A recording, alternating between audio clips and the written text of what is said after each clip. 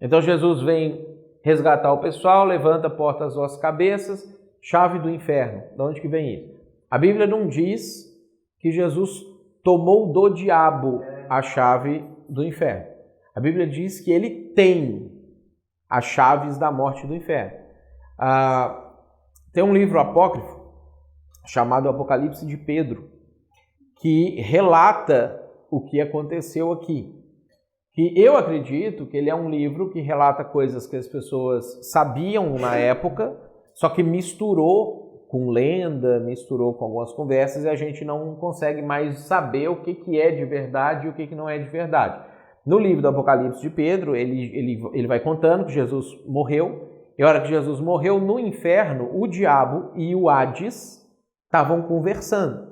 E aí eles estavam falando, matamos ele, não sei o que, não sei o que. E aí o inferno vira para o diabo e fala assim, você fez uma burrice, você cometeu um erro. E o diabo, não, por que eu cometi um erro, não sei o que, não, você cometeu um erro. E eles começam meio que a brigar. E aí um anjo aparece do lado de fora e começa a gritar, levantai, ó portas, as vossas cabeças, levantai, ó portais eternos, aqui entra o Rei da Glória.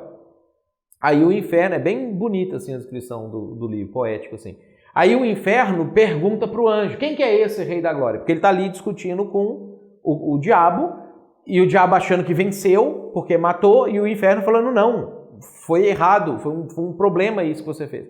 Aí o anjo começa a falar, o Senhor dos Exércitos é o Rei da Glória, que é o Salmo 24. Aí ele vai falando e repete, levantai os portais eternos, aqui entra o Rei da Glória. Aí o inferno tenta impedir a entrada de Jesus, e aí Jesus arromba as portas do inferno, que é o texto lá, as portas do inferno não prevalecerão. Então ele arromba as portas, e aí o Apocalipse de Pedro conta que aí ele vai falar o Davi, o Abraão, o pessoal que estava lá, o Eliseu, aí citam os outros profetas lá, que eles estavam assim, olha, está acontecendo alguma coisa, o que será que está acontecendo? Aí o Davi fala assim, eu acho que é o meu descendente que está chegando, aí o outro não, será que já é? Aí tem tipo um diálogo entre eles, então o livro vai relatando todos esses diálogos que estão acontecendo. Aí quando arromba, o local se ilumina e Jesus vai lá e pega eles, que estavam ali no Sheol, mas no lado do bem, pega eles e leva eles embora e fica com as chaves, que até então, no Apocalipse de Pedro, estava com o diabo.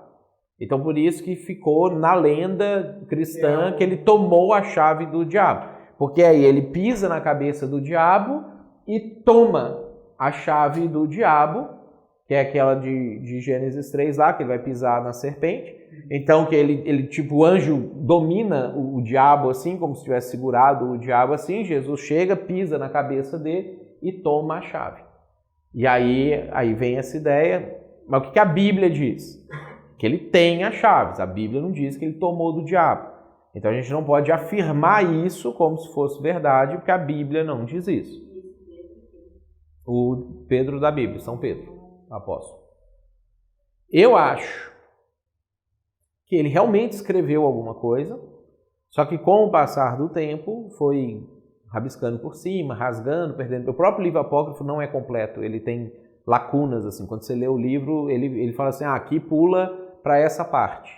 O redator te explica que ele sumiu um pedaço ali no meio, e aí continua a partir daqui. Então são fragmentos do livro, né? Então eu acho que ele realmente escreveu alguma coisa, porque muitas coisas desse livro batem com muitas passagens bíblicas, né? Mas a gente não tem mais como saber o que é verdade, o que não é, o que eles inventaram ali por cima.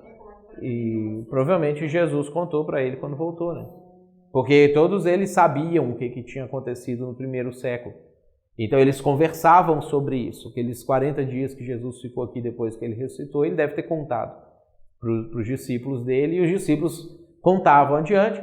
Só que é aquilo que o próprio João falou, se a gente fosse escrever tudo o que Jesus disse e fez, não cabia um livro no mundo. Então eles pegaram coisas que eram mais relevantes para a posteridade, para a salvação. Mas será que Jesus pediu para ser escrito? Eu acho que não, mas aí eu acho que o Espírito Santo foi inspirando o que eles deveriam escrever naqueles momentos. E aí eles escrevem o que é importante, E o resto eles ficavam contando no boca a boca.